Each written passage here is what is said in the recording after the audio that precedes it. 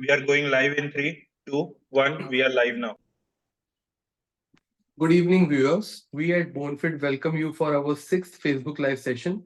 Today, we have very interesting topic for discussion, which is age and stage related management of knee osteoarthritis. Around 23 million individuals in India had osteoporosis in 1990, and now this increased to almost 62 millions. To discuss on this very important topic, today we have with us Dr. Saurabh R. Muni from Mumbai. Dr. Saurabh is a senior orthopedic surgeon with more than 10 years of experience in dealing with operations and procedure involving spine surgeries, trauma fracture, and knee replacement surgeries, as well as reconstructive surgery of bones and joints. Dr. Saurabh Armuni is a director of Zenon Hospital, Borivali, and working as consultant orthopedic surgeon at Chivan Hospital, Kandivali, and Surana Hospital, Malad. Dr. Saurabh was awarded with Pandurangi Award from the Best Orthopedic Resident at KEMH from the year 2014 and 2015. Dr. Saurabh has been regular part of various national and international conferences and has shared his rich knowledge. We welcome you, sir. Over to you. Thanks a lot, Mr. Uday and whole of your Bonefit team to make me a part of this event. And hi everyone all, I am Dr. Saurabh Munni and consultant joint replacement and spine surgeon. Today I am here to discuss you not some big topics, कुछ ज़्यादा कुछ बड़ी बातें मैं नहीं करने वाला, but it's just the small update on about the stage and age related treatment of osteoarthritis, for which I would like to share with you a small presentation which I have been made. So is this visible, Mr. Uday? Yes, sir. Yeah.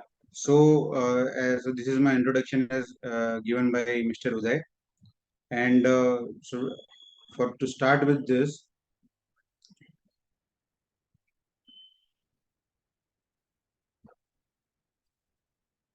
So what is osteoarthritis? Osteoarthritis in simple terms is nothing but the wearing off of cartilage in the joints leading to loss of lubrication and degenerative changes. अगर सीधे शब्द में बोला जाए तो ये घुटने का घिसना है. मराठी में अगर बोले तो જે જીઝ असते आपल्या गुडघ्याची અને આપણું ઘૂંટણ ઘસાયું છે અગર આપણે ગુજરાતીમાં કહેવા જઈએ તો એ પ્રમાણેની વાત છે. Okay, and India or overall in the world, knee and spine are the most common joints to get affected as they are directly weight bearing joints of our body. अगर अपन बैठते हैं तो spine gets the maximum load. अगर अपन खड़े होते हैं तो spine and knee joint, especially while walking and running, knee joint bears the maximum load of our body. और इसके बहुत सारे कारण हो सकते हैं. द मोस्ट कॉमन कारण जैसे आपने बताया उम्र के हिसाब से काफी कॉमन है. जैसे अपन बोलते हैं कि अपने बाल सफेद हो गए, दाढ़ी सफेद हो गई, वैसे ही एक तरीके से बोला जाए तो आपका घुटना सफेद हो गया. जैसे कि अपने उम्र के हिसाब से अपने घुटने की आर्थराइटिस जैसे जैसे घिसाव पूरी बॉडी में आता है वैसे वैसे घुटना को भी वो सहन करना पड़ता है.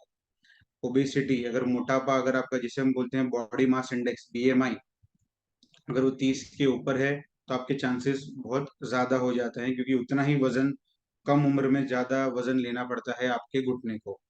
अगर आपको कोई भी प्रकार का मार लगा है, कोई भी प्रकार का फ्रैक्चर हुआ है, अगर ये अपना नी का जॉइंट है तो अगर नी के आसपास अगर फीमर के बोन में या टिबिया के बोन में अगर आपका नी के आसपास अगर कोई भी प्रकार का आपको फ्रैक्चर हुआ है जिसका ऑपरेशन हुआ हो या ना हुआ हो, किसी भी तरह से आपका इलाज किया गया हो, तो उसके आपके आर्थराइटिस के चांसेस यंग एज में होने के बढ़ जाते हैं.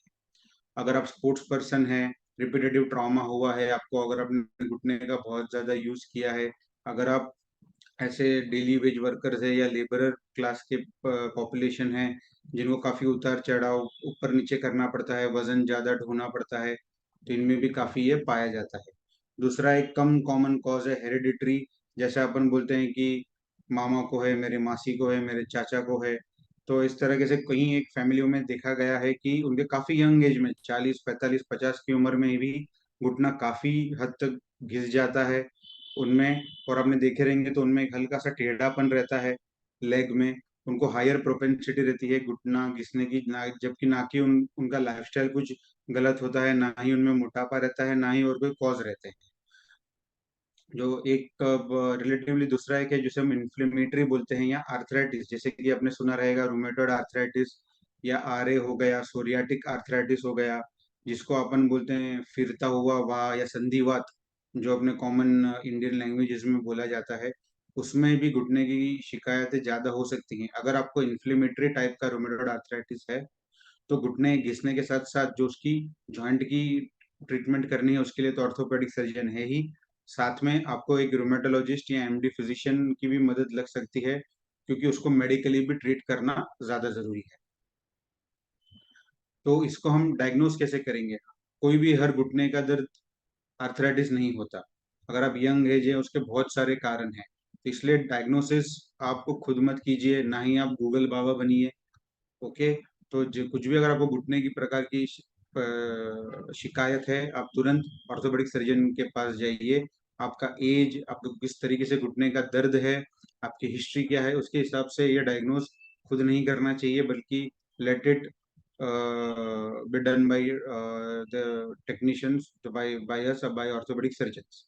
ओके, और इसमें अगर आप देखे जाए तो घुटने का दर्द जो है धीरे धीरे आपका चलने फिरने में तो इतना दिक्कत नहीं आता, लेकिन सीढ़ी चढ़ने उतरने में, स्टेयरकेस क्लाइंबिंग, पूजा पाठ कर रहे हैं, इंडियन टॉयलेट में बैठ रहे हैं, उनमें ज्यादा शिकायतें रहती है उम्र के हिसाब से। और इनका काफी दर्द अगर आप देखें तो घुटने के अंदरूनी बाजू में ज्यादा रहता है, जान ना ही कि बाहर की बाजू में, जो which is classical of osteoarthritis.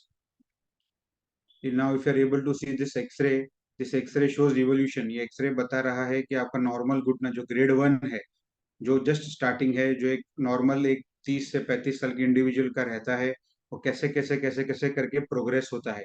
ये जो आर्थराइटिस होती है, it's not like dengue malaria, ये आपको मच्छर काट गया कल आपको मलेरिया हो गया। It takes time to evolve. कम से कम 10 से 20 साल का प्रोसीजर होता है, पेशेंट को धीरे धीरे धीरे करके वो स्टेज में पहुंचता है। अगर आप ये एक्सरे देखेंगे तो ये बाहरी बाहरी जॉइंट, ये पूरा एक ही घुटना है पेशेंट का, तो ये बाहरी जॉइंट है, ये अंदरूनी जॉइंट है। नॉर्मली अंदरूनी जॉइंट में ही ज्यादा इफेक्शन होता है। अगर आप अंदरूनी जॉइंट देखें, स्टेज 1, ग्रेड 2, ग्रेड 3 और ग्रेड 4 जिसे हम ऑर्थोपेडिक लैंग्वेज में बोन ऑन बोन आर्थराइटिस बोलते हैं। तो अब अगर जैसे आप देख सकते हैं कि इनको अभी दोनों घुटने के बीच में कोई भी गैप या सांधा बचा ही नहीं है, it is bone on bone. उसकी वजह से इनको काफी ही घुटने का दर्द होता है। टिपिकली आप देखें तो बाहरी घुटने में भी गैप कम होते जा रहा है। ये काफी ही सेल्फ एक्सप्लेनेटरी एक्सरे है। बट ये याद रखें कि ये एक्सरे आपको ऑर्थोपेडिक सुपरविजन में कराने हैं, और ये एक्सरे आपको स्टैंडिंग इरेक्ट, मतलब जब भी आप खड़े हैं उस समय आपकी क्या अवस्था है, वैसे एक्सरे कराने हैं। नॉर्मल अगर आपने लेटा के एक्सरे करे तो ग्रेड 3 या ग्रेड 4 आर्थराइटिस, ग्रेड 1 या ग्रेड 2 भी दिख सकता है, जो काफी आपके डायग्नोसिस को एक गलत दिशा की तरफ ले जा सकता है।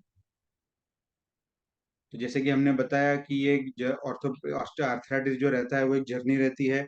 कम से कम 10 से 20 साल लगते हैं in a normal person to evolve up to that stage of arthritis, कि उनको इतना सीवियरिटी हो कि वो एक ऑर्थोपेडिक सर्जन को सर्जिकल ट्रीटमेंट लेने के लिए जाए। तो उसके लिए हम मल्टीपल इलाज करते हैं, उनको स्क्रीनिंग करते हैं, उनको उनके स्टेज के हिसाब से पहले हमारा काम रहता है मेडिकल ट्रीटमेंट देना, कुछ दवाइयों से उसको शांत किया जाता है, फिर एक्सरसाइजेस दी जाती है ताकि उनका लोड डिस्ट्रीब्यूट हो, उनका घुटना जितना ज़्यादा से ज़्यादा हो सके सेहतमंद रहे। जैसे कि मैंने बताया, अगर मोटापे की शिकायत है, बीएमआई आपका ज़्यादा है, तो हम फिजिशियन, एंडोक्रिनोलॉजिस्ट या डाइटिशियन के पास भी आपको रिफर करते हैं, ताकि आपका वेट वगैरह कम किया जा सके, so that your the life of your normal knee is prolong to huge extent. जैसे कि आर्थराइटिस का एक चार्ट है। स्टार्टिंग में हम ओरल मेडिकेशन यानी दवाइयाँ देते हैं आपकी सूजन और दर्द कम करने के लिए।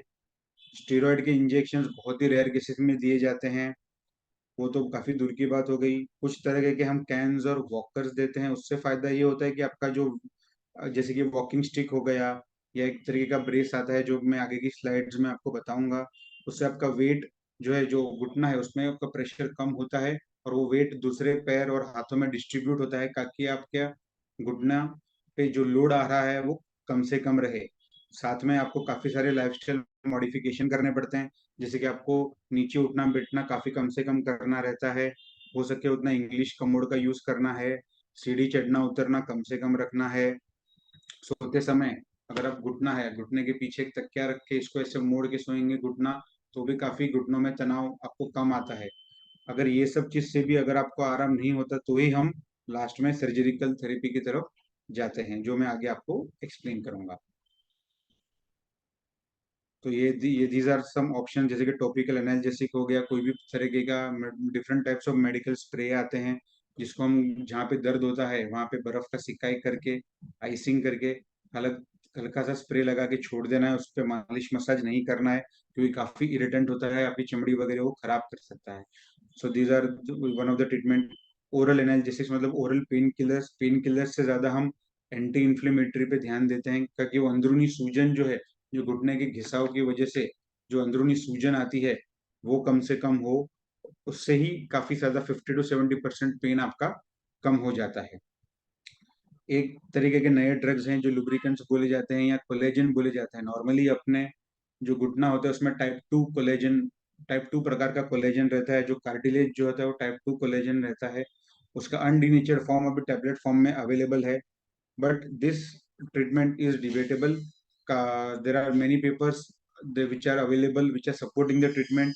There are many papers who doubt this treatment, but anyway, there is no harm in trying it out. The other thing is joint lubricants, जैसे कि अल्टीमेटली जैसे मैंने बताया घुटने का घिसाव है, अगर हम बोलते हैं कि तेल कम हो गया, जिस जो काफी ओल्ड एज पेशेंट्स बोलते हैं, तो उसकी वजह से हम लुब्रिकेशन के लिए भी, क्योंकि आपका कार्टिलेज जो नॉर्मल लुब्रिकेंट प्रोड्यूस करता है आपके सांधे में वो कम हो गया है, तो वो कैसे बढ़ाना है, उसके लिए भी वेरियस प्रकार के जॉइंट लुब्रिकेंट्स अवेलेबल। साथ में जैसे मैंने आपको बताया, आपको फिजियोथेरेपी करना है। फिजियोथेरेपी के लिए ये कई प्रकार के exercise, this is just an example template. इसको स्टार्टिंग में फिजियोथेरेपी ओएनी प्रोटोकॉल बोलते हैं, जो आपको फिजियोथेरेपी की गाइडलाइंस में करना रहता है, जो आपके नी को काफी स्ट्रेंथन करते हैं और आपके मसल्स को स्ट्रेंथन करते हैं, ताकि वो जो जो घुटने का लोड है वो डिस्ट्रीब्यूट कर पाए इक्वली, और घुटने पे लोड कम आए। और अगर आपका दर्द हो रहा है तो दर्द सहन करने की क्षमता भी आपकी काफी बढ़ जाती है with the help of physiotherapy. ये जो मैं जैसे बता रहा था, ये एक ऑफलोडिंग करके एक स्पेशल सा ब्रेस आता है। अगर आप ये एक्सरे देखें तो ये लगभग ग्रेड 3 आर्थराइटिस है। अगर आप ये देखें तो अंदरूनी जॉइंट स्पेस काफी कम है, और इनको हमने ये मीडियल ऑफलोड ब्रेस दिया गया है ये पेशेंट को। तो ये कैसे वर्क करता है, ये जैसे ही फोर्स है वो शिफ्ट करता है। अगर ये जो आप एक्सरे देखे, ये वही सेम पेशेंट का है ब्रेस पहन के, आप ये देख रहे हैं, ये ब्रेस की बेल्ट है। तो अगर आप देखें तो इसका जो अंदरूनी गैप है वो खुल गया है एज कम्पेयर टू दिस। इससे क्या होता है कि अपना जो नॉर्मल वेट, जिस जो ये एक्सरे में काफी अंदर की तरफ से जा रहा था, ये अब काफी सेंटर से जा रहा है। मतलब पूरे घुटने में, सिर्फ बाहर नहीं, पूरे घुटने में आपका इक्वली वेट डिस्ट्रीब्यूट हो रहा है, और आपका जो घुटने का जो लोड है वो इक्वली डिस्ट्रीब्यूट हो रहा है। सो दिस इज ऑल जो हमने डिस्कस किया, it is just to arrest the progress of arthritis. You cannot cure the arthritis, it's a natural process, ये नेचुरल प्रोसेस है। ये सब चीज से हम उसका उसका जो स्पीड है आर्थराइटिस की, उसको हम होल्ड कर सकते हैं, इसको सहन करने लायक बना सकते हैं। जैसे मैंने बताया, अभी इसमें काफी अलग अलग प्रकार के इंजेक्शन अभी अवेलेबल हैं। ये इंजेक्शन इंट्राआर्टिकुलर मतलब सांधे में जॉइंट के अंदर दिए जाते हैं, और ये इंजेक्शन ऑर्थोपेडिक सर्जन्स देते हैं। उसमें कई प्रकार हैं, जो most famous one is sodium hyaluronate. ये कुछ नहीं बल्कि जेल है, जैसे अपन बोलते हैं जो कार्टिलेज जो जेल प्रोड्यूस करता है, ये उसका ही एक प्रकार का आर्टिफिशियल फॉर्म है, जो हम लुब्रिकेशन के लिए देते हैं। अगर आपने बाकी सब प्रिकॉशंस के साथ इसके लिए फॉलो किया तो 6 महीने से 1 साल तक आपको ये रिजल्ट दे सकता है। एक है प्लेटलेट रिच प्लाज्मा। इसमें आपका पेशेंट का एक तकरीबन 20 से 30 सीसी ब्लड नॉर्मल वेन से, जैसे हम ब्लड कलेक्शन करते हैं वैसे लिया जाता है, फिर एक स्पेशल एजेंट में डाल के सेंट्रीफ्यूगेशन मशीन से ऐसे एक 5 से 6 ml का एक सोल्यूशन बनाया जाता है, जिसको बोलते हैं पीआरपी। उसको भी हम घुटने में डाल सकते हैं। तीसरा है बोन मैरो एस्पिरेट कॉन्सेंट्रेट या पीमैक, जिसे कहा जाता है। इसमें वही 30 ml का सैंपल नॉर्मल ब्लड से नहीं, बल्कि अपनी कमर में जो जहाँ पे अपन पैंट पहनते हैं, लुंगी पहनते हैं, अपने पास एक हड्डी रहता है जो जिसको बोन मैरो कहते हैं। हम 30 ml का बोन मैरो लेते हैं, और उससे तकरीबन 4 से 5 ml का सिमिलर टाइप का फ्लूइड निकालते हैं। और एक ग्रोथ फैक्टर करके होता है, ग्रोथ फैक्टर सेम उसका ये सेंट्रीफ्यूगेशन और रिएजेंट अलग रहता है। Procedure is same like PRP या प्लेटलेट रिच प्लाज्मा, सेम उसमें 10 ml से हम 3 से 4 ml का ब्लड निकालते हैं। और ये सब चीज जो मैंने बताई गई, प्लेटलेट रिच प्लाज्मा, बीमैक या ग्रोथ फैक्टर, ये इनर्टली खुद जो बचे हुए सेल्स हैं, बचे हुआ कार्टिलेज है, उनको स्टिमुलेट करते हैं और लुब्रिकेशन के लिए और रीजनरेशन के लिए। Last is steroid injections which are reserved for very severe osteoarthritis जिनको है, जिनका जो पेशेंट तैयार नहीं है घुटने बदली ऑपरेशन के लिए, या कोई बिकॉज ऑफ अदर इश्यूज, उनके रिस्क और उनके लाइफ रिस्क की वजह से हम कोई कारण अनुसार उनका ऑपरेशन अगर नहीं कर पा रहे हैं, तो ही हम स्टेरॉइड इंजेक्शंस की सलाह देते हैं। तो ये अपने वेरियस टाइप्स ऑफ, अभी हम समझो सर्जरी की तरफ जाते हैं, अगर हमको ये सब इलाज से कुछ आराम नहीं हो रहा, तो there are indications in which depending upon the stage and age, कोई एक सर्जरी नहीं होती, वेरियस प्रकार की सर्जरी होती है। और राइट फ्रॉम आर्थ्रोस्कोपी जो हम, जिसमें हम दूरबीन डाल के ऑपरेशन करते हैं, उसमें अगर आपको मेनिस्कस टेयर है, अगर आपका एज कम है, तो हम आपका घुटना एक तरीके से साफ कर सकते हैं, जो आर्थराइटिस है उसको डिब्राइड कर सकते हैं। अगर आपको मेनिस्कस टेयर है, साथ में आपकी अगर जॉइंट की गद्दी अगर फटी हुई है, तो अगर वो इस तरह से फटी हुई है तो हम उसको निकाल सकते हैं या तो रिपेयर कर सकते हैं। इससे आपका दर्द काफी कम प्रकार से कम हो जाता है। और हम रीजनरेटिव हीलिंग के लिए उसमें कुछ प्रोसीजर्स करते हैं, जैसे कि माइक्रो फ्रैक्चर्स वगैरह हम करते हैं, जिससे उसकी रीजनरेशन की प्रक्रिया स्टार्ट हो। Again, this is not a cure, but this is where आपको पेन बेरिंग कैपेसिटी आपकी बढ़ जाएगी। आपका आर्थराइटिस जो है वो अगर अगले 2 साल में होना है, तो वो अगले 6 साल में होगा। It will prolong the life of your natural knee. Other है ऑस्टियोटोमी, जैसे मैंने बताया कि काफी लोगों के पैर मुड़े हुए रहते हैं। पैर मुड़े हुए होने के कारण उनका एक घुटना जो अंदरूनी जॉइंट है वो ज्यादा लोड रहता है। अगर आपका सिर्फ एक बाजू है घिसा हुआ, अगर आपका एक 7-8 डिग्री से ज्यादा मुड़ा हुआ है, और आपका एज अगर यंग है, तो हम इसको अलाइनमेंट करके आपका ये जो अपना बोन टिपियल बोन पे है, उसको तोड़ के एक सीधा कर सकते हैं उसको, ताकि जो आपका अलाइनमेंट है वो मेंटेन हो जाए वापस। जैसे आपको हमने वो एक्सरे में दिखाया था कि एक तरीके से एक लाइन में आपका वेट डिस्ट्रीब्यूट हो जाए। और ये एज का फायदा क्या होता है कि ये जो है, ये this is one of the best surgeries in young age. अगर आपका पैर टेढ़ा है तो ताकि आपका वेट ही फिर परमानेंटली इवनली डिस्ट्रीब्यूट हो जाता है जॉइंट में, आर्थराइटिस काफी हद तक अरेस्ट हो जाती है। And it is one of the favourite for Indian patients. Why? Because you are again able to, आप नील डाउन कर सकते हैं, नीचे बैठ के पूजा पाठ कर सकते हैं, इंग्लिश टॉयलेट यूज कर सकते हैं इवन आफ्टर दिस सर्जरी। और अगर last but not the list, total knee replacement surgery which is one of the best and one of the most successful surgeries in the orthopaedic surgeries. इसमें हम, ये एक example उसी का है, इसमें हमने घुटने के दोनों साइड बदल दिए गए हैं। अगर आपका एज अबो 65 है, घुटना घिस रहा है, तो आपको ये सब प्रक्रिया से जाने की कोई जरूरत नहीं है, क्योंकि अच्छा किया हुआ नी रिप्लेसमेंट कम 15 से 25 साल तक आपके साथ रह सकता है। ये एक वीडियो है जिसमें हम बता रहे हैं, जैसे कि आपको आर्थ्रोस्कोपी का हमने बताया, ये 47 ईयर्स की फीमेल है। अगर आप देखें तो इसका देखिए आप, घुटना कितना काफी अंदर से घिसा हुआ है, इसको हम दूरबीन से साफ कर रहे हैं। और पूरी प्रक्रिया करने के बाद में जो है वो पीआरपी का इंजेक्शन भी डाला गया था। ये जैसे मैं बता रहा था, ये इसको हम हाई टिबियल ऑस्टियोटोमी बोलते हैं। अगर आप लेफ्ट का इमेज अगर आप देखते हैं, लेफ्ट का इमेज, तो आप देखें कि इनका पैर कैसा अंदर की तरफ मुड़ा हुआ है। इनको फिर हमने दोनों तरफ के घुटने की सर्जरीज की, पहले लेफ्ट की हमने, फिर राइट की। इनका घुटना भी अगर आप देखें तो घुटना सीधा जा रहा है, इनकी हड्डी हमने सीधे कर दी। ये उनका लेफ्ट साइड का ऑपरेशन होने के बाद का अगर आप एक्सरे देखें लेफ्ट साइड का, और ये एक्सरे को आप अगर इनसे कंपेयर करें पहले वाले एक्सरे से, तो आप देख पाएंगे काफी हद तक ये सीधा हो चुका है। अभी हमने ये बड़ा वाला एक्सरे, ये पेशेंट हमने रिसेंटली ऑपरेट किया है, तो इसके दो राइट साइड का हमने अभी 2 महीने पहले ही ऑपरेट किया है। तो इसका साथ में वाला एक्सरे विच पेंडिंग, विच हम वापस एक बार अपलोड करेंगे।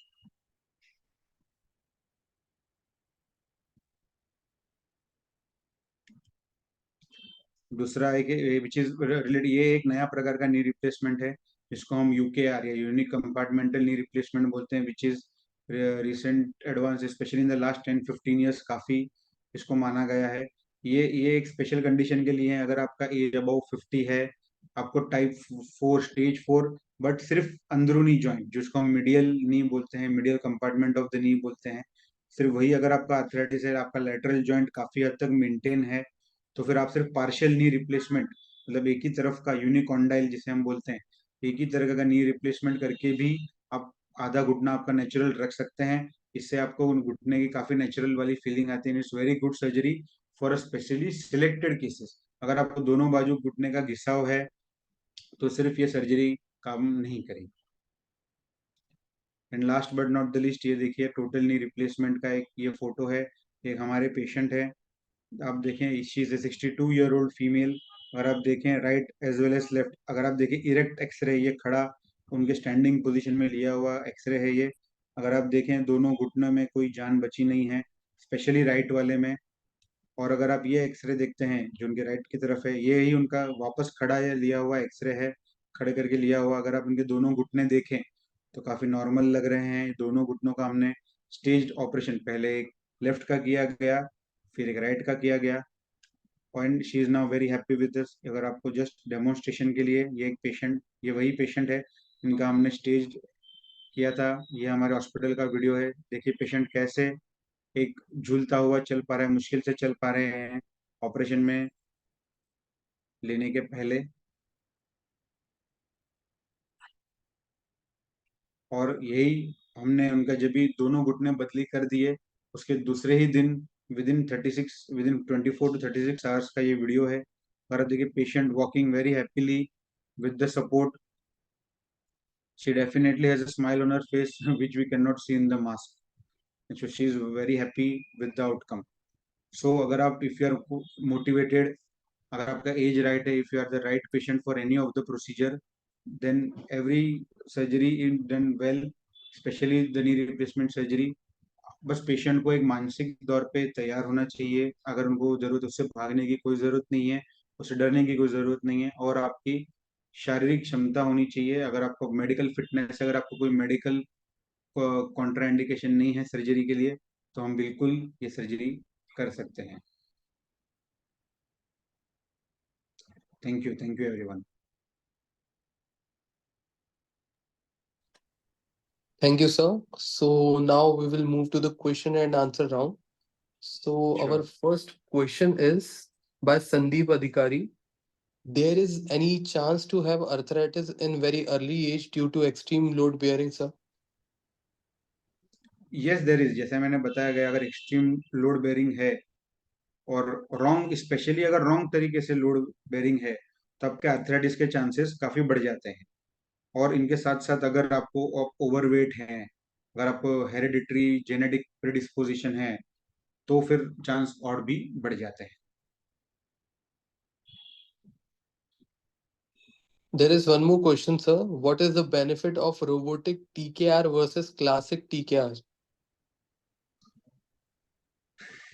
इसमें अगर हम बताया जाए तो benefit of robotic TKR arise होता है स्पेशली इन सर्टन कंडीशंस। अगर आपको नी बहुत ही ज्यादा टेढ़ा है, अगर उनका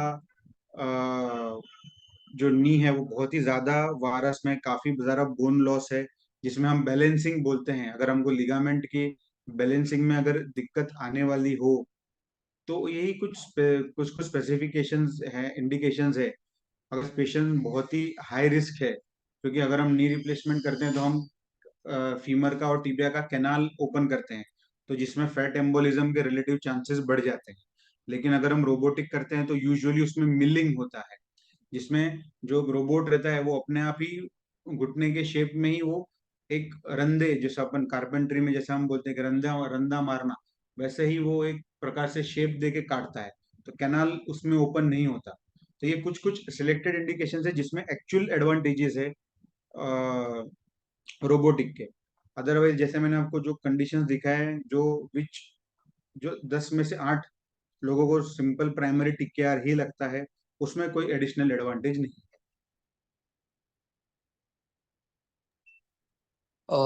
There is a next question, sir. If any patient is a diabetic and he is on stage 4 of osteoarthritis, so उस टाइम पे क्या करना चाहिए? अगर वो पेशेंट डायबिटिक है, सबसे पहले ग्लाइसेमिक कंट्रोल होना बहुत इंपॉर्टेंट है। इसके लिए हम सिर्फ फास्टिंग और पीपीबीएस मतलब फास्टिंग और खाना खाने के बाद की शुगर नहीं देखते। मोस्ट इम्पोर्टेंट इज HbA1c, जो कि 3 महीने का डेटा देता है आपके शुगर का। आपका HbA1c जो है वो परसेंटेज फॉर्म में दिया जाता है बाय द लैब्स। तो ideally your HbA1c should be at or less than 7.5। At the most आप स्ट्रेच कर सकते हैं, अगर पेन बहुत ज्यादा है पेशेंट को, पेशेंट वेट करना नहीं चाहता, तो 8 तक। 7.5 से नीचे 7.5% से अगर ज्यादा रहेगा आपका HbA1c, तो आपके नी रिप्लेसमेंट के इन्फेक्शन के चांसेस हाई हो जाते हैं, बढ़ जाते हैं। And anyways knee replacement is an elective surgery. आप इतना 10-15 साल रुके हैं, तो हम और 1-2 महीना रुक के डायबिटीज के अंदर इंसुलिन वगैरह या कुछ strong anti diabetic drugs start करके HbA1c को 7.5 पे लाके ही फिर करना चाहिए। सेकेंड रिस्क होता है इनमें यूरिन रूटीन का हम टेस्ट करते हैं, क्योंकि डायबिटिक्स स्पेशली फीमेल डायबिटिक्स में यूरिन इन्फेक्शन काफी कॉमन पाया जाता है। तो हमको यूरिन इन्फेक्शन का भी काउंट लगना चाहिए, यूरिन इन्फेक्शन भी कंट्रोल में रहना चाहिए। There should not more than 5 to 8 pus cells in the urine, then you are good to go. So there is one more question. What type of diet should help in osteoarthritis patient?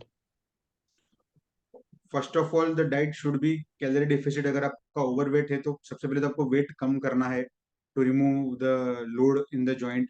दूसरा, आप जैसे बोला जाता है कि जो natural lubrication promoters है, जैसे कि आपके omega 3 fatty acids, the diets which are good with omega 3 fatty acids, आपके गुड गुड फैट्स जिसे हम बोलते हैं, जिसमें HDL ज्यादा रहता है, हाई डेंसिटी लिपिड ज्यादा रहते हैं, जैसे कि आपके नट्स हो गए, प्रोटीन डाइट हो गए, अपने बादाम हो गए, पिस्ता हो गए, अखरोट हो गए, आलमंड्स हो गए। So these are good suggestions। And plus your diet should be high in protein, so that आपका बोन हेल्थ और मसल हेल्थ भी मेंटेन रहे, which also helps in decreasing the pain of arthritis. There is one more question, sir. क्या yoga help करता है osteoarthritis को कम करने में? ये एक चीज है जो बहुत ही अच्छा क्वेश्चन है। बहुत ही एजेड पेशेंट्स हमको ये बोलते हैं कि जैसे मैंने बताया, one of the things which we as an orthopedic surgeon advise is कि आपको नीचे नहीं बैठना है, नीचे कम से कम बैठना है।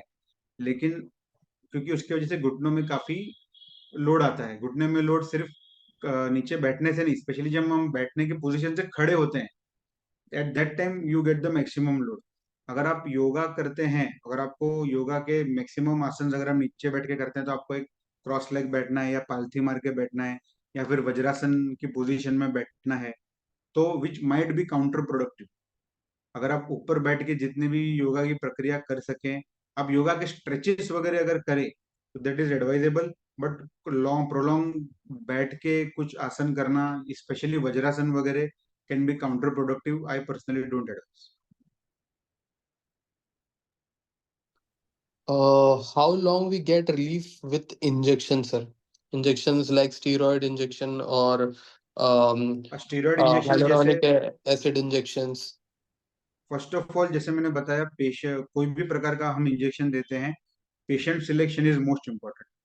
अगर हम ग्रेड 4 सीवियर आर्थराइटिस में सोडियम हाइलोरोनेट का इंजेक्शन देंगे, तो वो 10 दिन भी नहीं चलने वाला, क्योंकि उसमें वो उतना गैप ही नहीं बचा उसमें कि वो कोई लुब्रिकेशन पैदा कर पाए।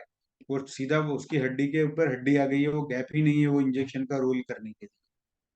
तो ग्रेड जो सोडियम हाइलोरोनेट या विस्कस इंजेक्शन है, अगर हम अच्छे सिलेक्टेड पेशेंट्स में अर्ली ग्रेड 3 तक दे सकते हैं, तो अगर हमने सिलेक्टेड पेशेंट्स में दिए और अगर पेशेंट काफी कंप्लायंट है, फिजियोथेरेपी और वेट लूज करने का प्रोटोकॉल वगैरह फॉलो करते हैं, तो 6 months to 1 year तक काफी उनमें एडवांटेज होता है। साथ में जो बाकी के मैंने एग्जांपल्स दिए, PRP, ग्रोथ फैक्टर या BMAC, ये हम ऐसे भी दे सकते हैं एज एन OPD प्रोसीजर, या फिर जैसे मैंने आपको एग्जांपल दिखाया हमारी सर्जरी का, उसमें हम आर्थ्रोस्कोपी करके पूरा एक जो इरेगुलर सरफेस रहता है जॉइंट का, उसको हम इवन आउट कर देते हैं, डिब्राइड कर देते हैं, मेनिस्कस टेयर या कार्टिलेज डिफेक्ट्स वगैरह रहा उसको क्लीन कर देते हैं और फिर ये इंस्टॉल करते हैं ताकि इनका जो ग्रोथ पोटेंशियल है वो ज्यादा से ज्यादा रियलाइज हो पाए और उनको एक अच्छा बैरन घुटना मिले ताकि वो ग्रोथ फैक्टर ज्यादा से ज्यादा कार्टिलेज रीजनरेट कर पाए। स्टेरॉयड का इंजेक्शन जो रहता है जैसे मैंने बताया ग्रेड 4 आर्थराइटिस है, पेशेंट कोई ना कोई कारण से घुटना सर्जरी नहीं कर सकता या वो फिट नहीं है घुटने सर्जरी के लिए या बहुत ही ज्यादा सीवियर पेन में है, उनको इमीडिएट कोई रिलीफ चाहिए, कोई घर पे फंक्शन हो गया बाहर जाना है, तो ही हम नी रिप्लेसमेंट तो ही हम स्टेरॉइड इंजेक्शन एडवाइस करते हैं। एक चीज याद रखनी है कि अगर आपने स्टेरॉइड इंजेक्शन भी दिया या कोई भी इंजेक्शन दिया उसका आपको फर्क नहीं पड़ा and now if you are willing to go ahead for total knee replacement surgery तो आपको कम से कम 2 से 3 महीने का ब्रेक लेना है। 2 से 3 महीने तक हम कोई प्रोसीजर नहीं करते because that relatively increases the chances of infection.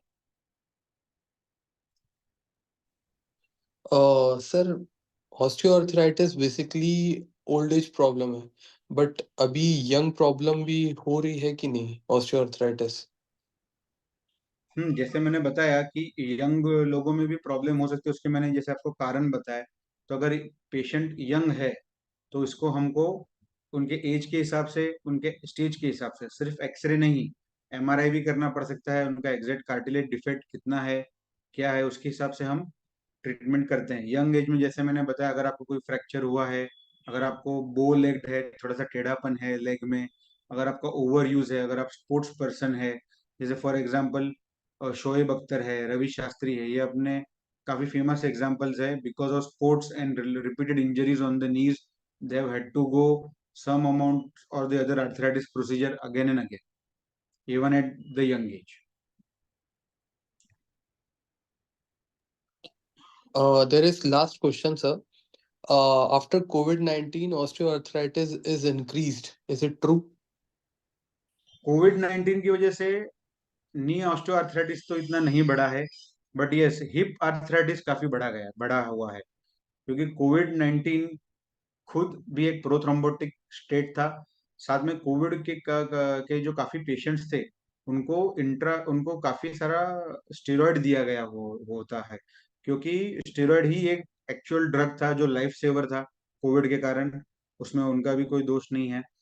तो बिकॉज ऑफ स्टेरॉइड एक कंडीशन होती है जिसको हम बोलते हैं अवास्कुलर नेक्रोसिस या एवीएन, काफी अभी हम यंग पेशेंट्स में देख रहे हैं वो एवीएन अवास्कुलर नेक्रोसिस ऑफ हिप है, जिसकी वजह से हिप का आर्थराइटिस काफी बढ़ रहा है post covid specially in young patients. But it is relatively knee के इतने केसेस अभी हमारे पास नहीं आए। Thank you, sir. So now we come to the end of Facebook Live session 6. Thank you so much, sir, for this wonderful information session about management of knee osteoarthritis. I'll also thank to all the viewers and NRI who have joined the session and support BoneFit and ask questions related to our topic. If you are facing any problem regarding osteoarthritis, you can consult Dr. Saurabh Muni, sir, at Zenon Hospital, Borivali, Shivan Hospital, Kandivali, and Surana Hospital, Malad.